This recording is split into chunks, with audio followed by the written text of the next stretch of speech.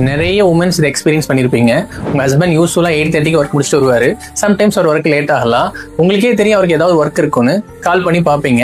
ஒரு time call பண்ணுவீங்க, அவர் எடுக்க மாட்டாரு. அட் த மொமெண்டே நீங்கள் எகெயின் அண்ட் எகெயின் கால் பண்ணி ஒரு 10 to 15 டைம்ஸ் கால் பண்ணி அவர் இரிட்டேட் பண்ணிடுவீங்க. அவர் கால் பண்ணுறப்ப ஃபைட்டில் தான் அது முடியும். நீங்கள் பொலன்னு அழுக ஆரம்பிச்சிடுவீங்க, அடுத்து புலம்ப ஆரம்பிச்சிடுவீங்க. இதுக்கு பின்னாடி ஒரு சைக்கலாஜிக்கல் ஃபேக்ட் இருக்குன்னு சொன்னால் நம்புவீங்களா? Yes, this is called anxious attachment and overthinking loop. உங்க ஹஸ்பண்ட் டிலேவா வர்றது உங்களுக்கு ஒரு மாதிரி டேஞ்சர் சிக்னல் மாதிரி உங்க பிரெயின் ப்ராசஸ் பண்ணும். அண்ட் ஃபோன் பண்ணி எடுக்காததை உங்களை இக்னோர் பண்ற மாதிரி அதை பர்சீவ் பண்ணும். இதனால வரக்கூடிய ஆன்சைட்டியை குறைக்கத்தான் நீங்க எகெயின் அண்ட் எகெயின் கால் பண்ணிக்கிட்டே இருப்பீங்க. கடைசியில் பார்த்தா அதை ஃபைட்ல முடிச்சு என்ன பண்ணலாம்? 3 simple solutions. Number 1, இந்த மாதிரி ரிப்பீட்டடா கால் பண்ணணும்னு தோன்றப்ப ஒரு 5 to 10 minutes வெயிட் பண்ணுங்க.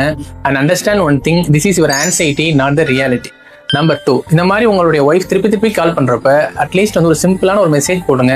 ஐ will come soon, I am on the way, அந்த மாதிரி ஏதாவது. ஸோ இது அவங்களுடைய 80% ஆஃப் ஆன்சைட்டியை சரி பண்ணிடும்.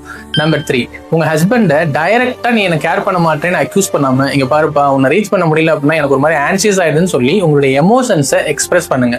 So moral of the story என்னன்னா, don't chase the person, understand your emotion. அதுதான் ரியல் ஹீலிங்.